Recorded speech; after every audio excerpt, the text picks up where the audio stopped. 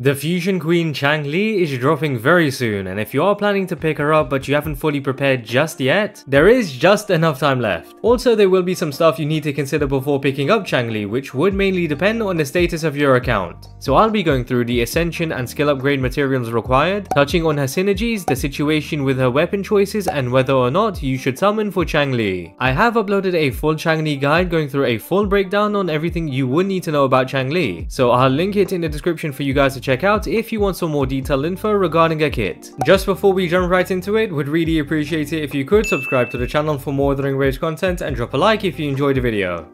As for the Ascension and skill upgrade materials you would need for Changli, first up would be 29 green rings, 40 blue rings, 52 purple rings, and 61 gold rings. There are a few ways to pick these up, and the first one being from forgery challenges that will drop green and blue rings. The second way is from the weapon shop, which allows you to pick up 60 green rings and 20 blue rings in exchange for 180,000 credits. So if you are one of the 5 players in the game that has a crazy amount of credits and can splurge wherever, you can pick up some instantly from here. The final way, which is the most time consuming, would be to track down and defeat all of the exiles in your world. With the other Ascension materials like the Whispering Cores, you would be picking up echoes in the process, but unfortunately with the exiles you only are going to be getting the rings. One tip for players that are seriously lacking in the amount of rings they have would be to eat stuffed tofu just before you start farming exiles. The buff you acquire would be an increase of 50% in material drops when defeating overworld enemies, and that would include exiles. I'm not too sure about the math behind it, as there really isn't a way to check the drop rates of materials from overworld enemies, but regardless, a boost in the amount of rings you can pick up would be worth it. Just in case you don't have the recipe unlocked, you'll be able to pick it up in the souvenir shop in Mount Firmament for 20 wood textured shards. Also, the ingredients are time gated, as you are restricted in picking up a certain amount per week, and they are a bit pricey. So if you are able to spare some credits to cook a few stuffed tofu dishes, it will definitely help you pick up enough rings sooner than later. In addition to the rings, you'll need 25 green metallic drips, 28 blue metallic drips, 55 purple metallic drips, and 67 gold metallic drips. You would be picking these up from the forgery challenge, where you can pick up some green and blue rings too. Fortunately, the devs blessed us with an event that provides double drops in forgery challenges and in simulation challenges, so this event is clutch for players that are still in need of metallic drips for Changli. However, the event is ending shortly, so hopefully you have been making full use out of it. You will also require 46 rage tacit cores from the Inferno Rider, and once you are farming these, you will be killing 2 birds with 1 stone, since the Inferno Rider is the best main echo for Changli. That being said, it doesn't provide the best effects for Changli. It does provide an increase in fusion damage, which is great, but also provides an increase in basic attack damage, which Changli wouldn't benefit from. So I do believe we will see a new fusion forecast echo hopefully sometime soon that will replace the Inferno Rider for Changli. So just keep that in mind whilst you are farming for the Inferno Rider echo. Lastly, you'll need 26 Sentinel Daggers from the Jue weekly boss, and 60 Pavo Plums, which are found mainly in the Luminous Shore, being the first area you explore when you reach Mount Firmament, and some can be found in the city. You can pick up 15 from the pharmacy too in exchange for credits if you just need a couple more. Do bear in mind that these are the materials required to ascend Changli to level 90 and to complete the 40 tree, so if you aren't at Union level 60 and above just yet, you wouldn't need as many materials. Now I'm going to go over Changli's synergies and possible future synergies to look forward to. There will be some obvious synergies based off Changli's outro skill, and some synergies where characters are able to buff Changli in some way. Encore, being the current best fusion DPS character, would synergize well with Changli, since Changli's outro skill can buff fusion damage by 20% and Resident Celebration damage by 25%.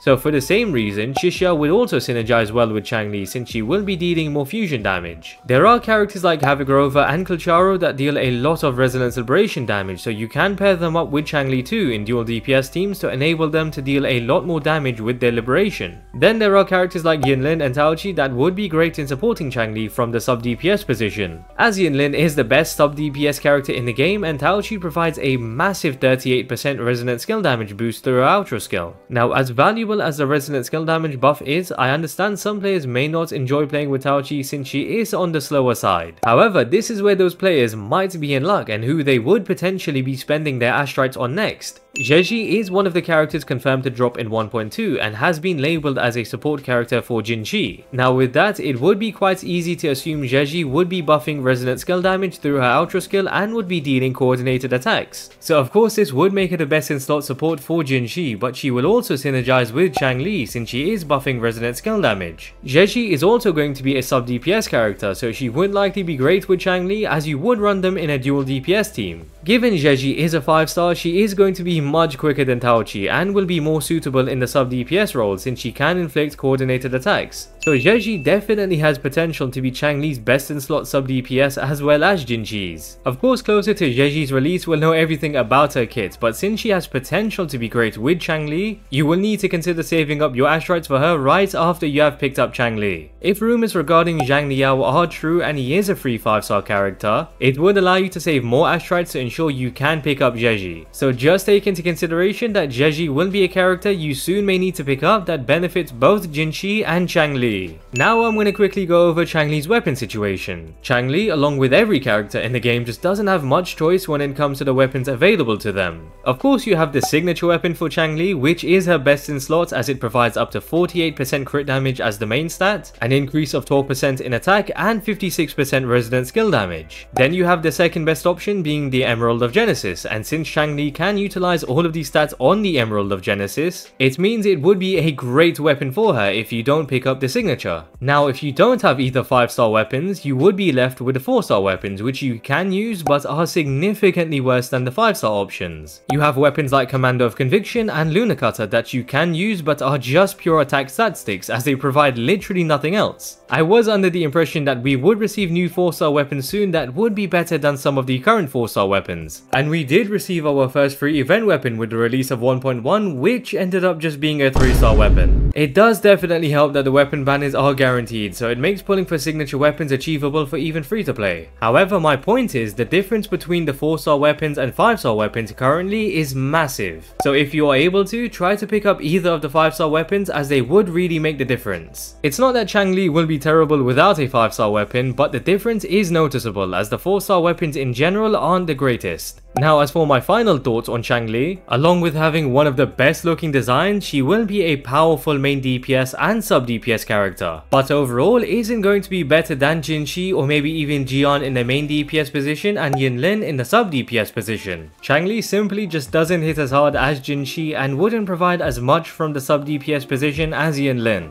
However, it doesn't really matter since she will still clear majority of content. Also, Changli's fast and flashy playstyle is a massive reason to pull for her since she does feel like one of or the most fun character to play with. Lastly, she will certainly be a character with longevity due to the ability to support fusion characters in the future, which really boosts her value. The only small issue is that she doesn't have her best in slot team if you do want to use her as a main DPS on release. Characters like Jiyan have Mortifi, which directly buffs his heavy attack damage, and Jinxi has Yinlin, which helps in providing more stacks of incandescence. Changli doesn't have a strong synergy like them just yet, which might end up being Zhezhi, but she is dropping quite a while from now. So we will have to wait a bit to see Changli's potential with Zhezhi. So as for should you summon, Changli offers a lot of team flexibility, is a fun character to play with, has some of the best animations and is future proofed. Regardless of you not having characters like Encore or Chishia built up, any fusion DPS in the future would synergize extremely well with Changli. So you would only benefit from picking her up. Ultimately the choice is down to you, but I would definitely recommend picking up Changli as she is great in every aspect. And with that, I hope you guys enjoyed the video. Would really appreciate it if you could subscribe to the channel for more WutheringWaves content, and if you enjoyed the video, drop a like. Also leave a comment down below on whether or not you will be summoning for Changli, and if you are, best of luck. And yeah, hope to catch you guys later.